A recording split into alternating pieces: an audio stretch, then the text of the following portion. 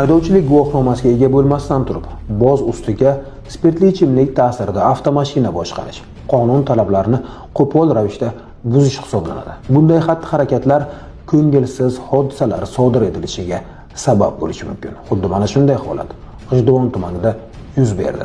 Eng achinarlisi haydovchi ayol kishi. Dugonalarim bilan bayram qilib o'tirgan edik. Ozgina bayramligi uchun spirtli iste'mol qildik. Spirtli iste'mol qilganimni bilib to'xtatdilar. O'zbekiston Respublikasi Ma'muriy javobgarlik to'g'risidagi kodeksning 125-moddasi 1-qismi va 131-moddasi 2-qismida nazarda tutilgan huquqbuzarlikni sodir etganlikda aybli deb topilsin. O'tash uchun uzil-kesil 15 sutka ma'muriy qamoq jazosi tayinlansin. Qilgan ishimdan pushaymonman. Haydovchilik guvohnomam ham yo'q edi. Hech kimga maslahat bermayman.